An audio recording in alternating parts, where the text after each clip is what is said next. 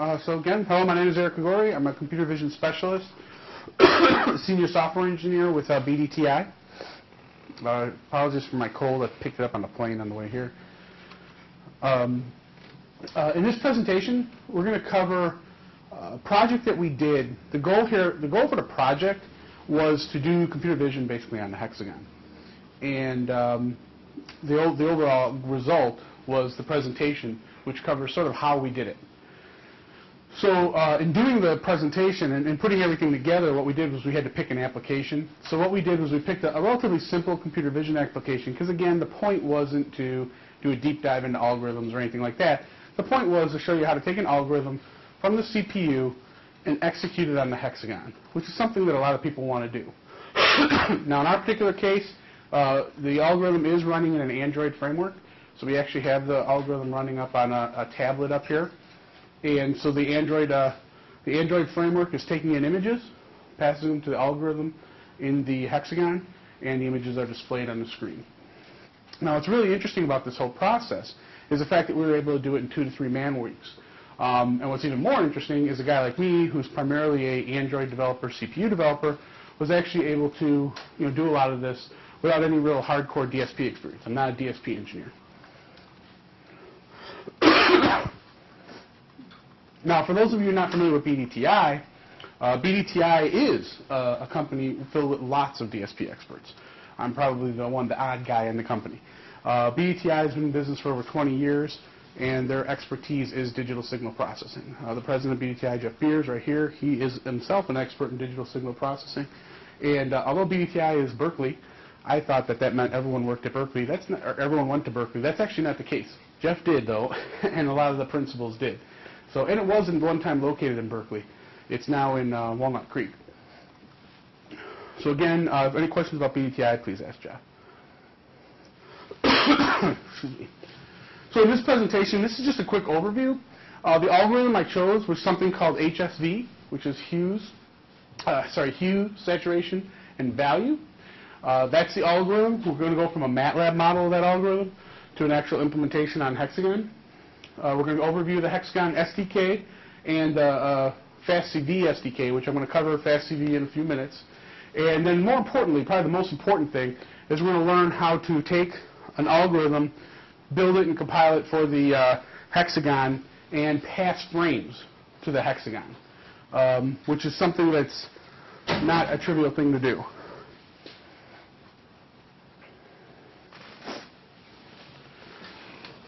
So just a quick overview of the algorithm itself. The whole point of the algorithm is to segment by color. So that's the goal. What we have here is we have a color image, and what we want to do is we want to segment out the cone. Now you're probably wondering, why did I pick a cone? Well, one of my favorite things to do is I compete in these Robo-Magellan events. And Robo-Magellan is this competition where you build an autonomous vehicle, and you throw it out in the field, and it goes out and finds orange cones. So I never told Jeff that was the reason I did this, but that's the reason I picked this algorithm. So this is an algorithm that's actually everyone who does Robo-Magellan uses, because all the cones are orange. So what we're doing is we're taking a black color image.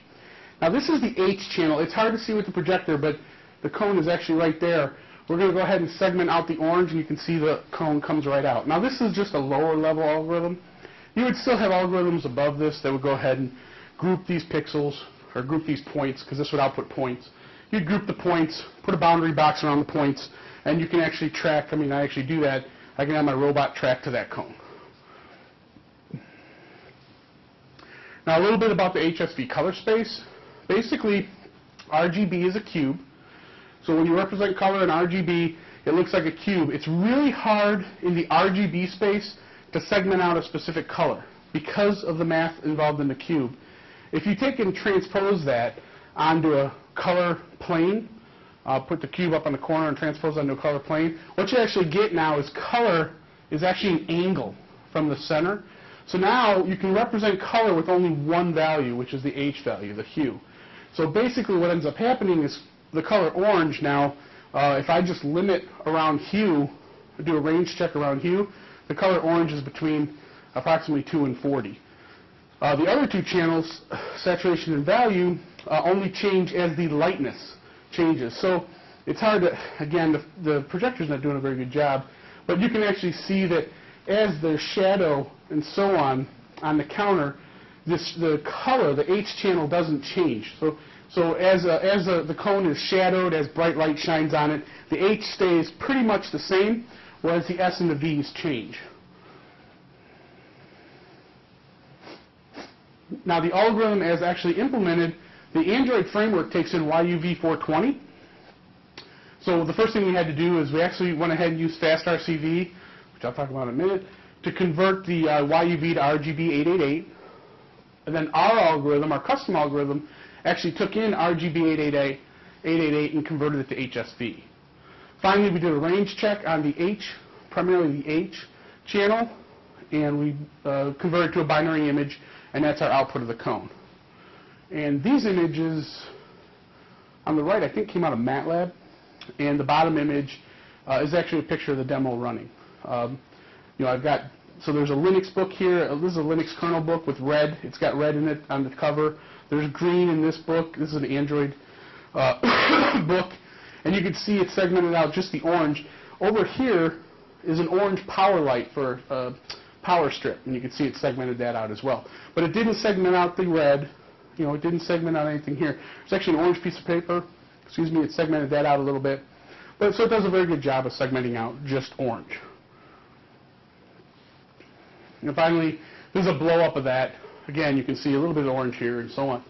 Now, what's important is this particular version of the algorithm was running on the CPU. So the first thing I did was I took the algorithm, took it from MATLAB, brought it over to Visual Studio, and implemented it as a C function, as a floating point C function. Then I took that floating point C function and I dropped it right into the Android device. And this framework is actually from FastCV. So I took the FastCV framework, dumped my algorithm right in, and just to see what would happen. And I was only getting about 2.5 frames per second. So the way we decided to accelerate it, which again is the point of the workshop, is we're going to go ahead and we're going to take this algorithm now from the CPU and we're going to move it to the Hexagon. So the Hexagon DSP is actually part of the Snapdragon 800. It's actually part of a lot of the Snapdragons, but in this particular case we're running on 8974. And you see we have 4 crates here. There was no attempt to accelerate the algorithm, because that's like the first thing anyone's going to ask, right? Why didn't you just multi-thread the algorithm on the CPU? Again, that's not what we were trying to demonstrate here. We're trying to demonstrate passing buffers. So we could have accelerated the algorithm to run into 4. We could have used the GPU. Instead, though, what we did was we decided to put it on the Hexagon. There's advantages to that. There's low power. It does free up the CPU to do other things while it's processing that algorithm. So let's say you wanted to have a robot going around looking for orange cones. The CPU could be doing just about anything else. The Hexagon could create a, just set out a flag, say, hey, yeah, I see something orange. The Hexagon communicates through a system fabric to the CPU, and that system fabric there's a library that Qualcomm provides that allows us to very easily transfer data through that system fabric to the CPU and back. Now, some things we took advantage of in the Hexagon. This is actually what the DSP looks like. Notice there's 3 register files down here. So the Hexagon's got, how many people here ever worked with the 8051? Boy, this is old. Okay, so you remember the 8051, one of the big selling points for 8051 is it had 2 register sets. One register set you could use for interrupts, the other register set you could use for applications. Well, the DSP's sort of taken that one step further. There's 3 register sets, so you can very quickly task switch between 3 tasks. Okay, so you got these 3 register sets. You've got there's an operating system on the DSP that lets you very quickly multitask. And we experimented with various threads, number of threads, and it's interesting. You can get some very significant performance by threading your algorithm. So that was one thing that we did. Threading the algorithm gave us a significant improvement. The other advantage with the Hexagon, with this new version, is it supports floating point. And what was nice about that is, remember I said I had the floating point version running on the CPU. Well, again, as a CPU engineer, I was able to get it and just rebuild it for Hexagon and dump it right in and actually get it working. So I didn't have to know anything about the DSP in order to get the algorithm, at least initially, working. within the DSP and on the framework. And that's actually critical for most vision developers that I know of start out on a PC. A lot of them start out with MATLAB. So being able to go directly to floating point, at least, you're not going to go to production with that, but at least the initial steps to get things up and running and demonstrated, that's a very powerful feature. Now just some quick terminology, because I'm going to be talking about SDKs a lot. First of all, I've mentioned the FastCV SDK multiple times. FastCV is Fast Computer Vision. It's a computer vision library from Qualcomm. And we went ahead and what that provided was a really nice 80% example. So when I was at the other company I worked at, one of the things we always strive for was providing 80% examples. The idea is to provide an example that's robust enough to be useful, but easy enough to use to be changed for other things. And I got to say that in all cases, the examples were like that. I mean, we were able to start with the example and build on it very easily and very nicely. So the FastCV SDK provided a framework to take a frame from the camera, the Android camera, and pass it down to the Hexagon. And then it also provided a frame to render a resulting image, or an example of rendering a resulting image onto the screen. The Android SDK and NDK, those came from actually Google, but we were required to use those to actually build the application. And then finally, the Hexagon SDK provided examples on the Hexagon. The one really nice one was a FastCV example that gave us that interface to the Hexagon. And we were able to just basically take our algorithm and dump it into that one example and get up and running very quickly. We had it up and running in one day from up and running on the Hexagon. And then the downscale by 2. This is another example. This example uses the simulator. So the Hexagon tools have a really nice simulator. And we use this when we were optimizing. So what we did is we took the algorithm out. We concentrated on just optimizing the algorithm using the simulator. So FastCV, again, computer vision library from Qualcomm. I actually just found out yesterday that they in fact do support FastCV on the PC. So the question came up yesterday, can I develop my algorithm for the PC and then bring it over? And yes, you can. So there's actually 4 libraries, FastCV, all with a common API. There's one for the PC, so you can develop your stuff on the PC and test it out. There's one for ARM, so I actually use FastCV to do a lot of computer vision, well, lately, a lot of computer vision applications for my Galaxy Nexus, which is a TI map. So you can use FastCV on TI. And then there's one dedicated to Snapdragon, which will actually take advantage of the Snapdragon hardware. And finally, there's a version of FastCV dedicated to accelerated for the Hexagon. So you can actually load up a FastCV library that's accelerated specifically for the Hexagon.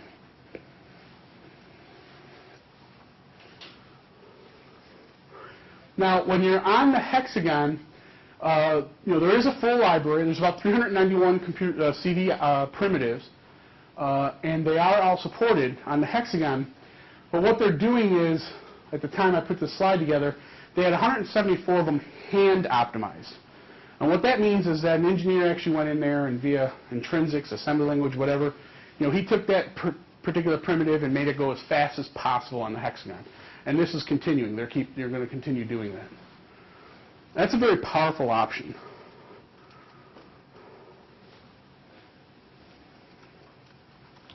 So this is what the example, remember I said it was a good 80% solution. This is actually what the example looks like in FastCV. You have a camera, your Android camera, a little camera on your tablet. You're taking pictures, you're passing the image into Java. So how many people are familiar with Android programming? Anyone? Okay, so when you're doing Android programming, there's sort of 2 sides to it.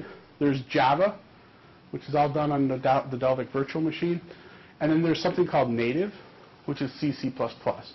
So we originally take the image in on the Java side. We pass it through this thing called JNI, which is just part of Java. And it's going to go ahead and marshal the data into C++. When we're in C++, that's where we're going to run our algorithm for the CPU version. So this is where find orange sits. This is the CPU version, floating point version for the, again, for the CPU version of build. And then we're going to go ahead and render to the screen. So this whole framework is all right there in the FastCV. And if you've got an algorithm right now and you want to test it out, you just drop it right in. Insert algorithm here type deal, and you're up and running. You get a frame in, and you can output a frame or you can output data. It's actually a very nice framework. And just some details on what's going on in the files. If you want to go in and take a look at what's going on, these are the 4 primary files that you would change if you were going to change an algorithm, change libraries, or change menus and stuff like that. And this is a little bit more detailed. So what we're doing on the native side, again, this is for the C version. We're getting a JNI call from here. This is the Java side. It's going to jump over here. We're going to get a render buffer. We're going to convert it. This is actually a FastCV call. We're going to remember the camera image comes in as YUV. We're going to convert that to RGB888. Then we're going to pass that into find orange. And finally, we're going to get a binary overlay. We're going to overlay that over the rendered image. The problem, of course, is on the CPU, we're getting 2 frames per second, 2.5 frames per second. So now how do we accelerate it? So in order to accelerate it, the most important aspect of it is, well, there's 2, right? You got to get your software running on the Hexagon, but then you also have to be able to pass a parameter from the NDK into the Hexagon. And how do we do that? So here I've taken my algorithm. I've ported my algorithm. It's built using the Hexagon SDK, and it's sitting there in my Hexagon. But now how do I get data to it? How do I pass data between the CPU and the Hexagon? And the key to that is this library called FastRPC, which comes from Qualcomm. And the FastRPC library handles marshalling data between the Hexagon DSP and the CPU space, memory space. Now, how does it do that? There's a tool here called QAIC. You write an IDL file, which describes your function and the parameter types, the data that you're going to pass between the CPU and the Hexagon and back. You define that in this IDL file. You then compile that with this QAIC tool, which is part of the Hexagon SDK. That outputs a stub file and a skull file. These 2 files are auto-generated. So when I do a call in Android NDK to go ahead and do a HSV conversion, that call is actually intercepted in stub in this file here. And the auto-generated code handles marshalling through the FastRPC driver into this other skull, which does a receiver, actually into the DSP. And that's demonstrated or illustrated a little bit more clearly here. Now, this particular version of the driver is Android only because this particular version depends on ion buffers. So again, we're using Android anyway. The most current version of Linux doesn't support ion. There's lots of talk in the Linux community about supporting ion in Linux, but it's not there yet. So in this particular version of FastRPC does use the ion buffers, but then when you use the ion buffers, you get a 0 copy. And what you got here is you've got your CPU doing a call through that stub file. There's a driver. This driver you build into your kernel, your Android kernel. You get a receive on the other side, scale into this, which is on the DSP side. Now the question came up yesterday, is it blocking? And yes, in fact, the call is blocking. And we did ask if it was possible to eliminate that. No, it's not. It's always blocking. So when you do the call from the CPU blocks until the DSP returns. So there's a return call in the DSP. That's this path here. And here I'm just showing, these are the actual files. Now you do have to have these built into your Android kernel as part of your Android kernel, particularly this one, this KO, in order for any of this to work. These libraries you build in with your system. And the Hexagon DSP build system actually works really well. It includes, there's actually a build, you set a variant name, it's like make v equal, and I'm just going to short term it here, Android, or make v equal simulator. And it's either going to build for the Android or for the simulator. It's not quite that easy, but it's really, really close. So what was really nice about that is when we were doing all the simulator work, we keep doing makes for the simulator, and then when it was time to do a make for the Android device itself, it was just a make parameter. We didn't have to change anything.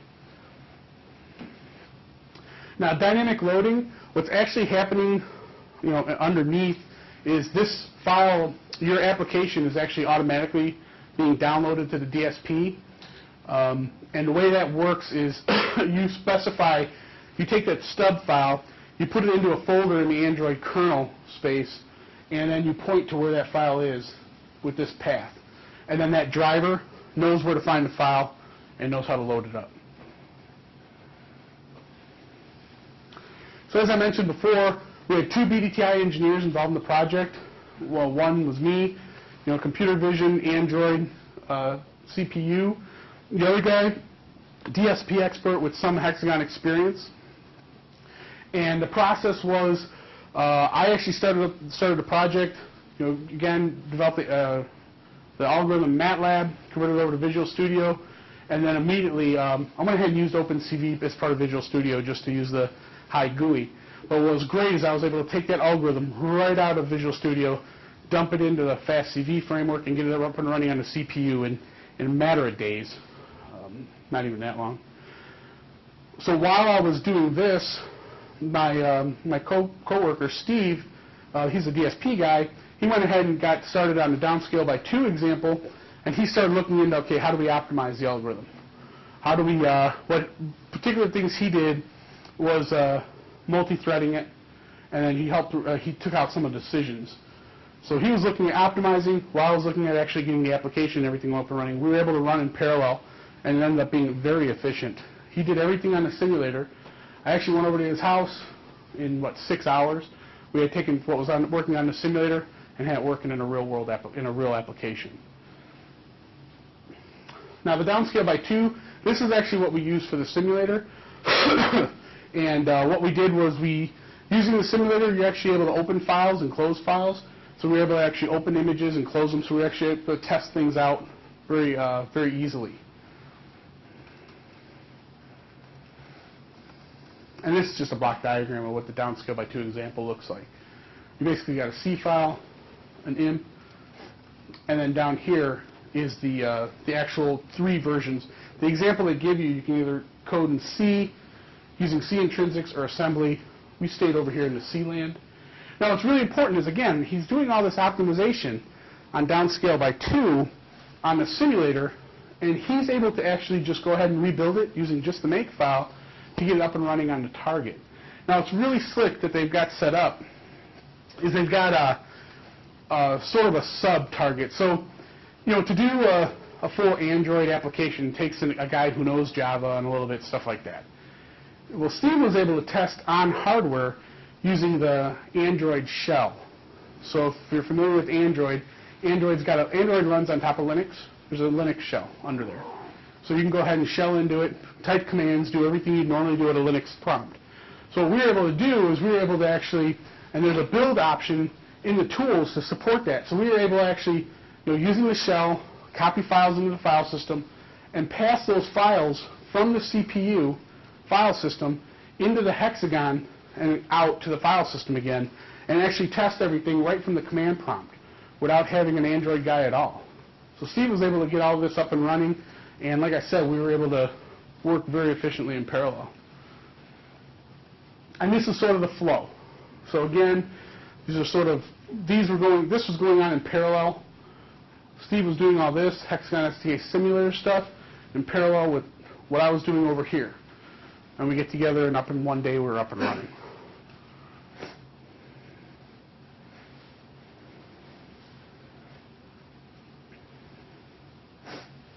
Okay. So finally, we had everything up and running on the Android shell now. Now we had to get it up and running in the whole Android example. And the way we did that was another example, again, in the Hexagon SDK, called Corner App. Corner App gives you an example of how to actually get images from the Android application through the Hexagon and back up. It sort of fits in with the FastCV SDK example. These two sort of connect together. So Corner App from Hexagon and you get the FastCV SDK example. They come together. And using this example, we just took everything we had done in the downscale by 2, dropped it into here, and we're up and running. Literally, it was a day or 2. So here we come back. You saw this earlier. This is the FastCV example. This is the Hexagon example called Corner App. And what we did was we put them on top of each other. So here's the Hexagon example. And then the Hexagon example uses the Corner App example to actually run anything on Hexagon. So again, like I said in the beginning of the presentation, 80% solutions. We're able to take the examples and build on top of them and use them directly. And this is what the resulting system looks like.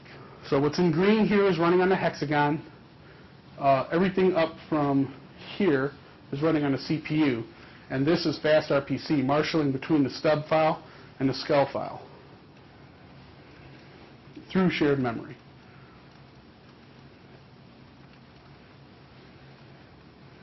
Now, in terms of tools, when you're doing all this, you're actually using two sets of tools. Everything on the top is done using the Android SDK or NDK. So this is all Android work. On the bottom here, you're actually using the Hexagon SDK tools. So you actually have two sets of tools up and running. And you're building for the Hexagon over here, and you're building for the the Android side over here.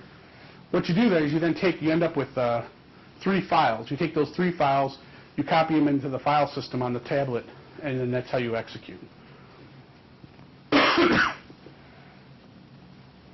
So now we're going to dive into the code a little bit. If you're familiar with Java or familiar with Android, this is on PreviewFrame. So what happens when you get an image from the camera? When you initialize the camera, you tell the camera driver that you're going. This is a callback, and every time you get a frame, this function runs. You get data in as a byte array in YUV format, and then right here is where I'm calling update. So this right here is a JNI call. This is going to get passed to the C++ side of the Android application. And data here is my input image, and then my width, height, and orientation. So the receiver for that call is right here. Again, it's a JNI call. This now is in C. You notice this is a Java file. Now my frame is passed into C land. I'm running native right now.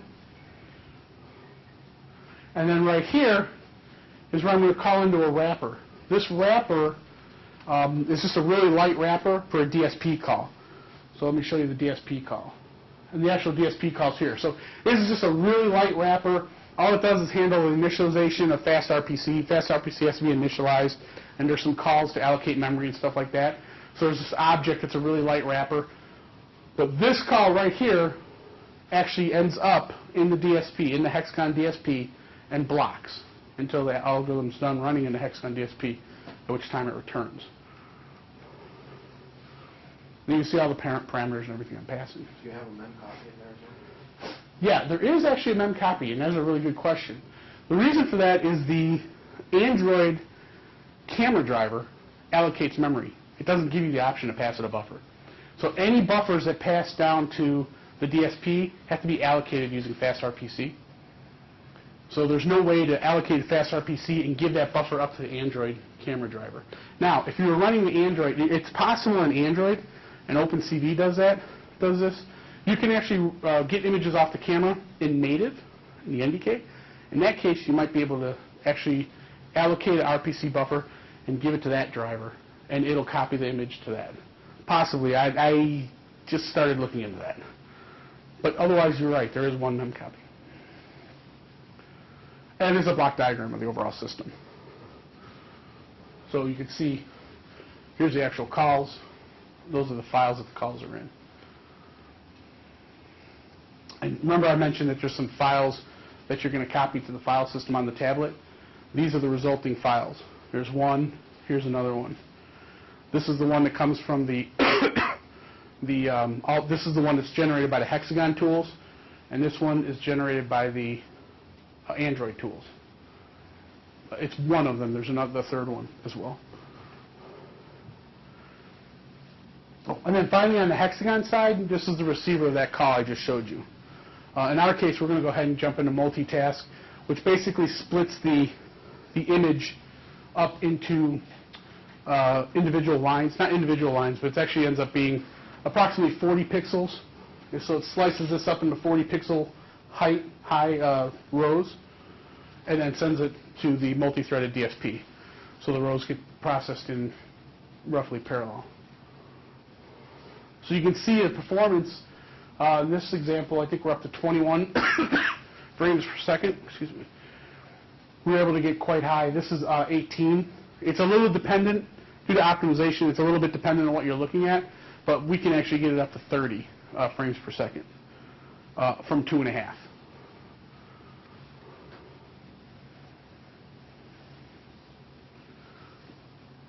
So, and then this one's 18.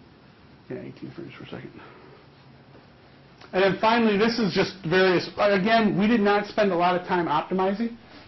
We did not intentionally do any kind of vectorization or use intrinsics. Now, I say that because I had a little bit of time after everything was done here while we were going through the presentation and doing a review. So I went ahead and started optimizing, doing some optimization myself. And what I did is, being a CPU guy, the way I always optimized on CPUs was I'd have the compiler output the assembly code. And then I would tweak my C to get the assembly code that I want. And so I did that with the DSP. I had the DSP, the Hexagon tools, output the assembly. And by just tweaking the C code to get what I wanted in the assembly code, that's how I actually got from 18 frames per second to 30. And it was a very easy thing to do. Now, what was really interesting about that is, again, I don't really know the DSP assembly language here or anything like that. But after doing just a little bit of reading, what I was able to find is that, in fact, if you look at the assembly code, the compiler actually does a really good job of vectorization. Okay, it actually did a really good job of filling up I forgot what they call it, the lanes. That's what they call it. Filling up the lanes in a packet and actually taking full advantage of the Hexagon DSP, and that's how we were able to get such a great performance. Again, we didn't write a single line of assembly language. Do you have an example of unoptimized versus optimized C code? Yeah. And it's fixed point or float? This was float, 1.12. Yeah. Going from like 2.8 to 11 is... Yeah, the float, there's definitely a difference in float versus doing an integer. We found about 8x. Okay, again, this is from a C point of view. This is in no way attempting to optimize it, but there is a difference between running float and integer. So taking... So the biggest jump there is it going from float to fixed or optimized? Or the biggest jump was going from float to fixed and then doing the additional optimizations primarily in getting the compiler to try to vectorize as much as possible. Which again, I mean, if you're an assembly language Hexagon DSP guy, you go in there and just do all that and vectorize it yourself. But even someone who's not like that can go ahead and do it just by playing around with the tools.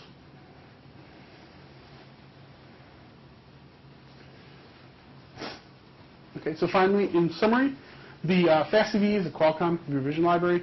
I'm not going to read the whole thing. But basically what we did was we took a FastCV example, which provided us a really nice 80% solution. We combined that with 2 Hexagon SDK examples. Again, really nice 80% solutions. And between the two of us, we were able to get something up and running in just about 2 to 3 man weeks. So we were able to get it up and running really quickly. And this, again, this is from first installing the Hexagon SDK, reading the documentation. This was my first development experience with FastCV. So again, ramping up on all that. And it was a very positive experience. And since then, we've been able to do some really interesting things in computer vision on the Hexagon. So if you want to go ahead and download these SDKs, you can download the FastCV SDK up here. I know we're giving out these websites in the Hexagon apparently the Hexagon SDK is now available on the regular website. You don't have to have special license or anything to get it. And as I mentioned at the beginning of the presentation, BBTI has expertise in actually all 3 aspects of the Snapdragon. I mean, here we talked about the Hexagon DSP, and we have lots of guys who've got a ton of experience with it. But BBTI also has experience with, obviously, the CPU core and also the GPU. Lots of experience with accelerating on the GPU. If you're interested in learning more about BBTI, just right here. And then, if you haven't had a chance to go down and see our booth, the Embedded Vision Alliance, if you're into computer vision or embedded vision, this is a great resource to check out. I mean, even if you don't join up, even if you don't go to any of the summits that we have, which are all really interesting, the website itself is a great portal for computer vision, getting your computer vision news and all that. And the Embedded Vision website is an alliance of all these, or the Embedded Vision Alliance is an alliance of all these companies. And what's really great is you've sort of got, you know, everything from camera guys to algorithm guys in this alliance. So you know, when you're at actually one of the summits and you're talking to all these people, everyone who's involved in computer vision is there. So, and this has been a huge advantage for us. With some company, we're having a problem with a camera. You know, at one of the summits, the guy who was in charge of the camera from that company was there. We were able to pull him down and talk to him right away. So, what's great about the alliance is just the vast knowledge that's available. Now, we do actually have a summit coming up in 2nd of October. And it's a really interesting time. Again, if you're into computer vision, all these companies come out. They bring great examples, great demos. There's all kinds of things going on. Lots of chances to learn new things and meet new people. And then, and there's something else I want to mention right here. Is the website on? No. We do have the website here. This is really important, too. This is a snapshot of the website. There's a training button up there. One of the things we do encourage from all the companies is to provide training material. So you'll find lots of articles, training videos, all kinds of great stuff up on computer vision. It's all free.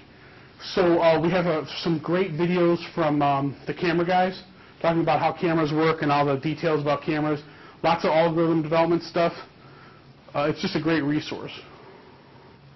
Okay, and again, yeah, if you go to the summit, keynote's going to be BBTI robot, which I'm really looking forward to. And then any questions? Okay, I'm all set. Do you want to show the demo? Oh yeah. Go ahead. What do I do from here? Just click start. And you're up and running.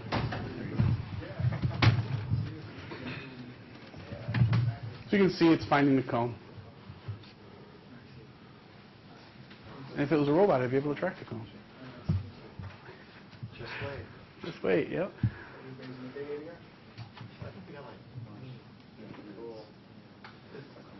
Why are you converting to RGB? Just go YUV. Yeah, we wanted to use a FastCV function. Again, remember, we're trying to provide an example of how to do something. I think we got like 6 I think this is running closer to 30, right? You can get 30. It depends. It's actually dependent on lighting because there's multiple paths that can go through the algorithm. Yeah, it's progress because of the camera buffer copy that we lose some time on. Yeah, the camera buffer. The best you can go with the framework. So if you do nothing in the framework, you get 30 frames per second. cameras at 30, right? No. He's doing a copy, right? Because Right. Yeah, so that's not cheap. Because of native maybe. Yeah. So he's doing a native. So if you wanted to do other stuff on the DSP, you have to have the thread running. Yeah, actually, that was explained to me yesterday. I didn't know that myself. Yeah, you would spawn off another thread. And what's the overhead? It's 0 copy, so it's very little overhead for Android. Yeah, because of the ion buffers. Yeah, well, it's it's because of the ion buffers, the way the buffering works.